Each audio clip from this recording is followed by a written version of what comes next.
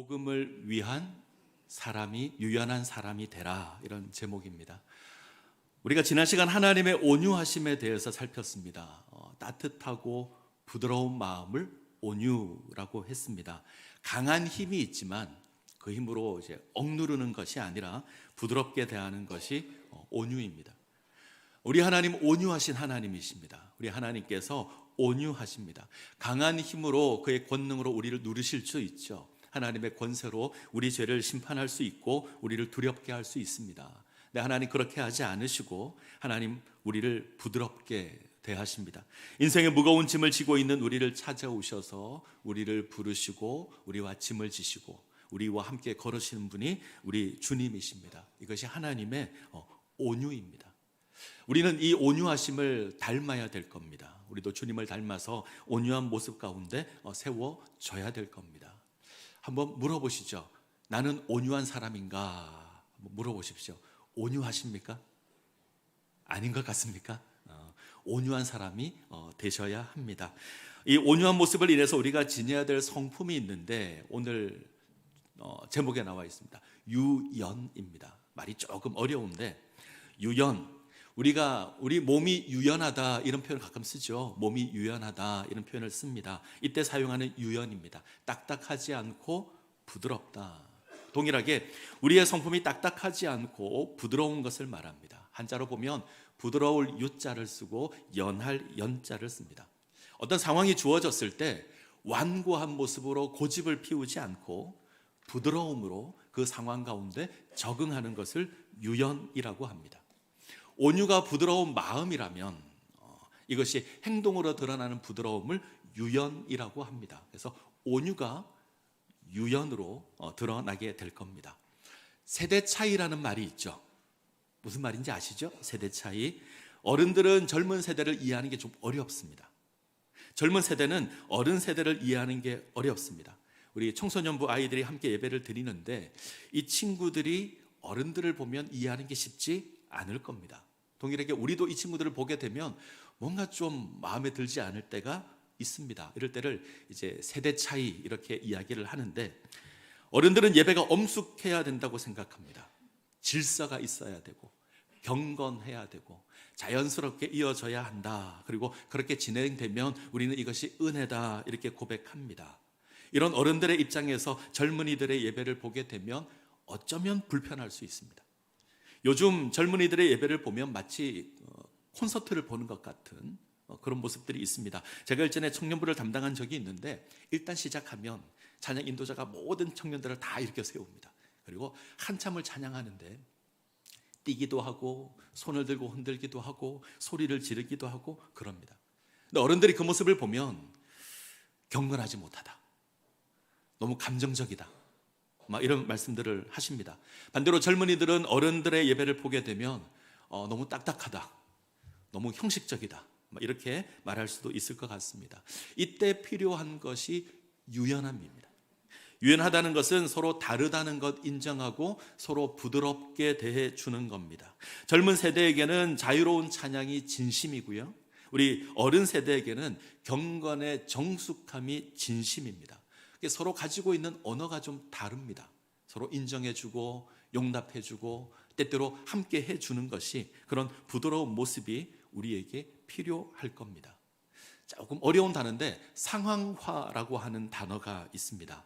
이게 성교학 용어인데 예수 그리스도의 복음을 다양한 문화 속에서 어떻게 전할 수 있을까 이것을 고민하면서 사용하는 단어가 상황화입니다. 예수의 복음은 절대 변할 수 없습니다. 예수 그리스도의 십자가의 복음은 변하는 것이 아닙니다. 근데 인간의 상황은, 인간의 문화는 다양하고 쉽게 변합니다. 시간이 지나면 변하고 민족마다 다르고 지역마다 다릅니다. 그래서 필요한 것이 상황화입니다. 시대와 문화에 맞춰서 유연하게 복음을 전하는 겁니다. 저는 복음은 문화의 옷을 입는다 이런 말을 좋아합니다. 복음은 문화의 옷을 입습니다. 하나님 나라의 복음이, 예수 그리스도의 복음이 우리 인간에게 직접적으로 선포되지 않았습니다. 사람의 문화 속에서 선포되었습니다. 예수 그리스도의 복음은 히브리 문화와 헬라 문화를 배경으로 하고 있습니다. 우리가 살아가는 이 시대와 문화가 다르죠. 그러면 그 문화에 맞춰서 말씀을 가르쳐야 되고 복음이 선포되어야 합니다. 아프리카와 같은 오지의 복음을 전할 때도 동일할 겁니다. 우리가 가지고 있는 것 그대로 전하면 이들은 알아듣지 못할 겁니다. 그 문화에 맞추어서 우리는 잘 상황을 조절해서 전해야 됩니다. 이것을 상황화라고 합니다. 복음의 진리는 변할 수 없습니다. 예수 그리스도의 진리는 절대 변할 수 없습니다. 예수의 십자가와 부활은 변할 수 없는 겁니다. 그러나 전하는 방법은 변할 수 있습니다. 포장지는 바뀔 수 있습니다. 자, 이거 기억하시고 오늘 말씀을 보시면 좋을 것 같습니다. 자, 고린도 전설을 우리가 대하는데 우리가 알고 있는 것처럼 정말 문제 많았던 교회가 고린도 교회입니다. 문제라는 문제는 다 가지고 있는 교회가 고린도 교회입니다. 고린도 교회가 소란한 건 이들이 수준이 낮아서가 아닙니다. 이들은 하나님의 많은 은혜를 누리는 교회였고 많은 지식을 가지고 있는 교회였고 하나님의 많은 은사를 누리는 교회였습니다. 그런데 다툼이 있고 분쟁이 있고 소란함이 있습니다. 자, 여러 분쟁 가운데 하나가 우상에게 바친 제물을 먹는 문제였습니다. 이방신을 섬길 때, 우상을 섬길 때 사용한 짐승의 고기를 시장에서 팝니다. 이것을 사서 먹을 수 있는가, 먹을 수 없는가? 제사 드릴 때 사용한 음식을 먹을 수 있는가, 먹을 수 없는가? 이것으로 교회가 소란했습니다. 묻겠습니다. 우상의 제물로 사용된 고기 먹을 수 있을까요? 없을까요? 있다? 없다? 대답을 잘 하셔야 됩니다. 우상에게 바친 고기로 잔치를 열면 가서 기쁘게 참석해야 한다? 하지 말아야 한다? 청소년부가 답을 해볼까요? 제사 드리는 음식 먹을 수 있다? 없다? 말 잘해야 돼요. 없다는 사람이 많아요. 다니엘과 그의 세 친구도 왕의 진미를 먹지 않았습니다. 그래서 먹지 않아야 한다 이렇게 생각하는 사람들이 어쩌면 많을 것 같습니다. 고린도 교회에 먹을 수 있다라고 주장하면서 먹는 사람들이 있었습니다. 이들을 소위 강한 자라고 부릅니다. 이들은 어떻게 이야기하냐면 오직 하나님만 참 하나님이시고 우상은 아무것도 아니다. 우상은 가짜다.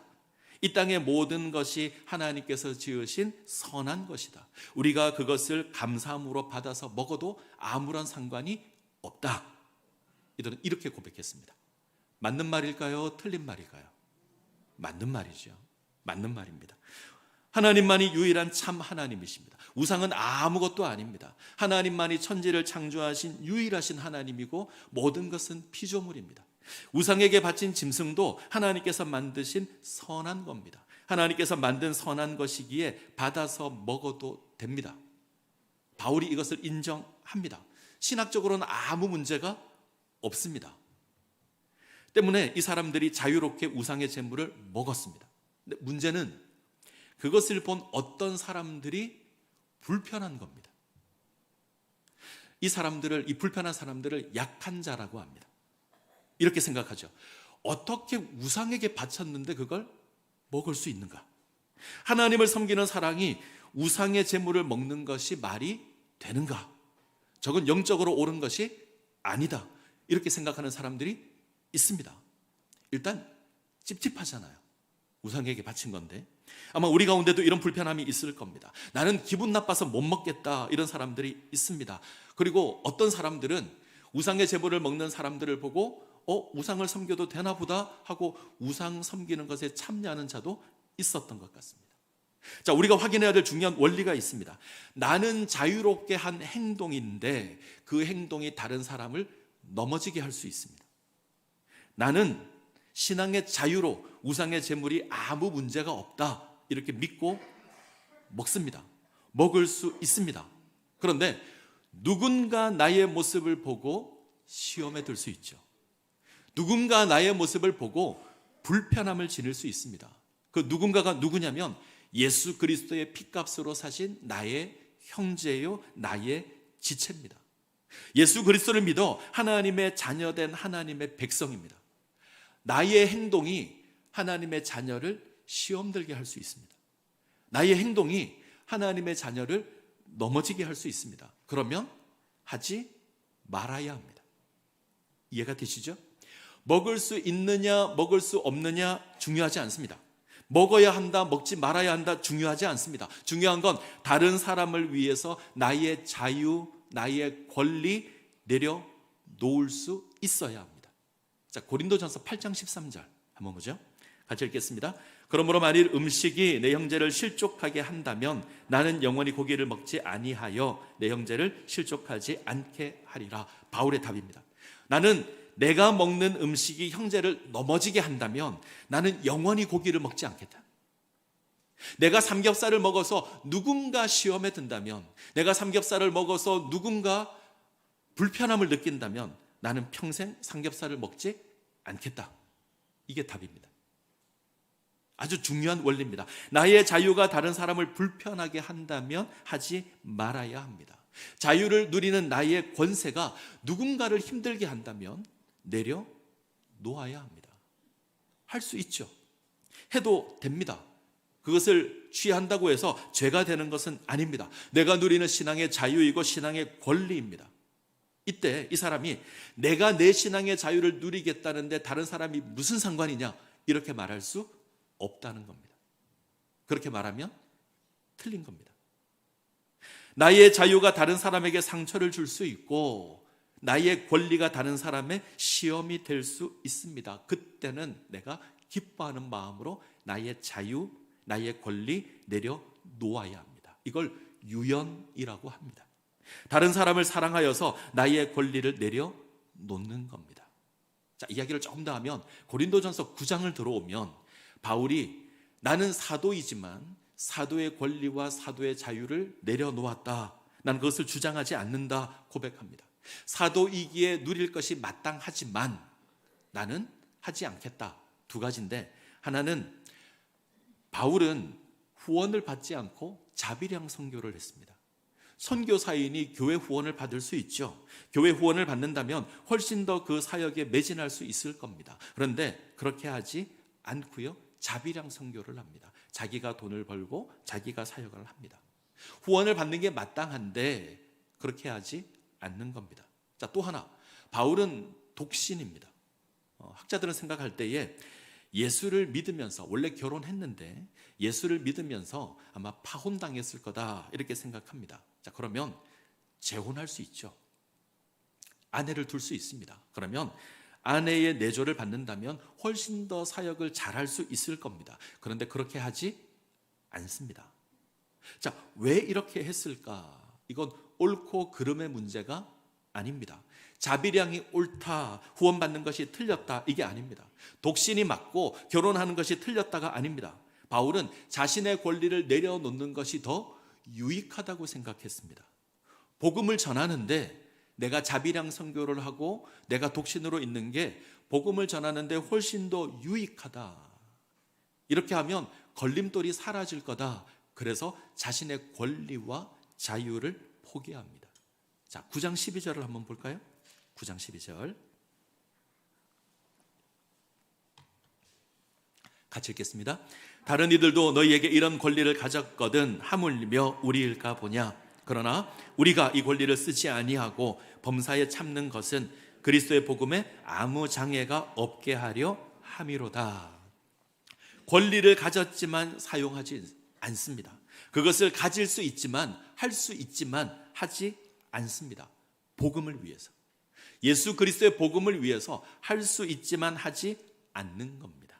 자, 그리고 오늘 본문의 이야기가 등장합니다. 오늘 본문을 잘 보시면 바울이 다른 사람을 대할 때 어떻게 대했는가, 이 유연함을 살펴볼 수 있습니다. 자, 19절입니다. 19절 이 말씀은 꼭 기억하셔야 합니다. 같이 읽습니다. 내가 모든 사람에게서 자유로우나 스스로 모든 사람에게 종이 된 것은 더 많은 사람을 얻고자 함이라. 이 말씀이 주제입니다. 바울은 모든 사람에게서 자유하지만 모든 사람을 위하여 종이 되었습니다. 다른 사람의 유익을 위해서 나의 자유를 포기하고 스스로 종이 되는 겁니다. 할 수 있지만 하지 않는 겁니다. 바울은 복음을 전하는 선교사입니다. 예수 그리스도의 복음을 전할 수 있도록, 예수 그리스도의 복음을 효과적으로 전할 수 있도록 나의 자유 내려놓고 다른 사람의 종이 되는 겁니다. 20절 볼까요? 20절. 유대인들에게 내가 유대인과 같이 된 것은 유대인들을 얻고자 함이요 율법 아래 있는 자들에게는 내가 율법 아래 있지 아니하나 율법 아래 있는 자 같이 된 것은 율법 아래 있는 자들을 얻고자 함이요. 유대인들에게는 내가 유대인과 같이 되었다. 무슨 말이죠? 바울이 유대인들을 대할 때는 나는 유대인으로 행동한다. 바울은 예수 안에서 자유를 얻었습니다. 유대인들의 모든 것 버렸습니다. 유대 율법도 지키지 않아도 됩니다. 율법에 자유했습니다. 근데 유대인들에게 복음 전할 때는 유대인처럼 행동합니다. 유대인들의 회당에 참석하고 성전에서 정결 예식을 행하고 유대인들의 전통을 지킵니다. 하지 않아도 되지만 그렇게 하는 겁니다. 율법 없는 이방인들을 대할 때는 율법 없는 자로 행동합니다. 스스로 예수 그리스도의 율법이 있지만 율법 없는 자들을 대할 때는 그들과 같은 위치에 섭니다. 율법을 요구하지도 않고 할례를 요구하지도 않습니다. 약한 자를 대할 때는 약한 자가 됩니다. 우상의 제물 먹는 것이 불편한 자를 위해서 스스로 고기 먹지 않겠다 맹세하고 그것을 지키는 것이 바울입니다. 이걸 어떻게 고백하냐면 스스로 다른 사람의 종이 된다. 유대인들을 대할 때는 유대인이 되고 헬라인을 대할 때는 헬라인이 되고 약한 자를 대할 때는 약한 자의 입장에서 섭니다. 왜 이렇게 하죠? 복음을 위해서. 조금 표현을 바꾸면 사람을 얻기 위해서. 자, 19절입니다. 19절 같이 읽습니다.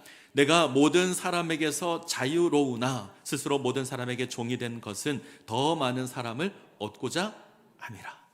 바울은 더 많은 사람 얻기 위하여 스스로 종이 됩니다. 예수 그리스도의 복음을 통해서 더 많은 사람 구원하기 위해서 스스로 종이 됩니다. 사람 얻기를 원하십니까? 그러면 그 사람과 같은 자의 자리에 세워지시면 됩니다. 나의 권위 내세우고 내 거 주장하고 그렇게 완고하게 행동하면 사람을 얻지 못합니다. 다른 사람의 자리에 낮아질 때 그들과 눈높이를 맞출 때 그때 사람을 얻을 겁니다.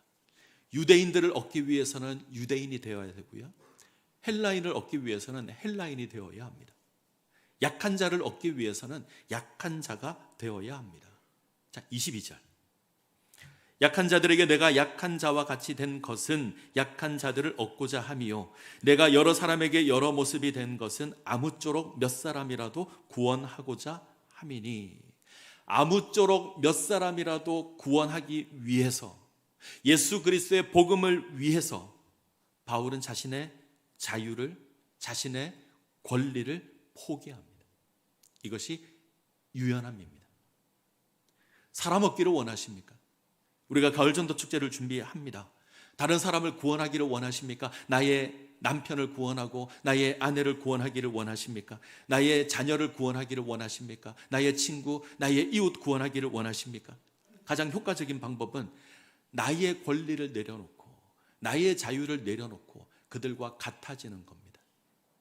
그들을 인정하고 유연함으로 그들을 받아들이는 겁니다. 어쩌면 우리가 완고하고 나의 고집으로 복음을 전하고 있어서 저들이 듣지 않을 수 있습니다. 저들이 인정하지 않는 겁니다. 나의 권리 내려놓으시고 나의 자유를 내려놓아야 합니다. 그 사람을 인정해야 합니다. 그러면 받아들일 겁니다. 남편을 인정하셔야죠. 로또와 같은 게 남편입니다. 하나도 안 맞습니다. 하나도 안 맞는 로또와 같은 남편인데 인정하셔야 합니다. 자녀를 인정하셔야죠. 사춘기가 되면 이 친구들은 인간이 아닙니다. 사람의 소리를 말을 안 합니다. 인정하셔야 되죠. 부모를 이해해야 됩니다. 나를 알아봐 주지도 않고 나를 이해해 주지도 않는 그런 부모이지만 인정하셔야 합니다. 그렇지 않으면 그 사람도 나를 인정하지 않을 겁니다. 내가 아무리 복음을 전해도 듣지 않을 겁니다. 23절. 내가 복음을 위하여 모든 것을 행함은 복음에 참여하고자 함이라. 바울은 복음을 위하여 모든 것을 합니다. 복음에 참여하기 위하여 유연한 사람이 됩니다. 유대인들을 위해서는 유대인이 되고 헬라인을 위해서는 헬라인이 되고 약한 자를 위해서는 약한 자가 됩니다. 이것으로 예수 그리스도의 복음에 참여합니다. 예수님께서 이렇게 하셨습니다. 영원하신 하나님이십니다. 하나님의 본체이시며 하나님과 동등하신 분입니다. 천지를 창조하신 창조주 하나님이십니다. 근데 우리를 구원하기 위해서 피조물의 몸을 입으셨습니다. 스스로 높이지 않습니다. 자신의 권세 주장하지 않습니다. 자신을 비워서 종이 되십니다. 우리와 같아지셨습니다. 그 사랑으로 우리를 부르십니다. 우리와 같게 되셔서 우리를 부르시고, 우리와 같게 되셔서 우리와 함께 멍에를 메시고, 우리와 같게 되셔서 우리와 함께 걸으십니다. 그것으로 우리를 부르셨습니다. 묻습니다. 유연하십니까? 다른 사람을 위해서 나의 권세, 나의 자유 내려놓으실 수 있습니까? 아니면 여전히 나의 권세를 주장하고 나의 자유를 주장하고 다른 사람을 무시하시겠습니까? 우리를 위하여 하늘의 권세를 내려놓고 인간의 몸을 입으신 주님을 기억하셔야 합니다. 그분의 온유의 마음과 그분의 유연의 모습을 기억하셔야 합니다. 그리고 복음에 참여하셔야 합니다. 오늘 우리는 성찬 예식을 할 겁니다. 예수님의 살과 피를 나눌 겁니다. 우리를 위해 이 땅에 임하신 하나님의 은혜입니다. 하늘의 권세 내려놓고 우리의 자리로 낮아지셔서 우리를 섬기시는 하나님의 사랑입니다. 주님의 살을 대할 때 우리 주님의 낮아지심을 기억하셔야 합니다. 우리 주님의 피를 대할 때 주님의 유연한 사랑을 기억하셔야 합니다. 그리고 같은 자리에 세워지셔야 합니다. 우리 주님의 유연한 모습이, 그 사랑의 모습이 우리의 모습이 되시기를 간절히 소원합니다.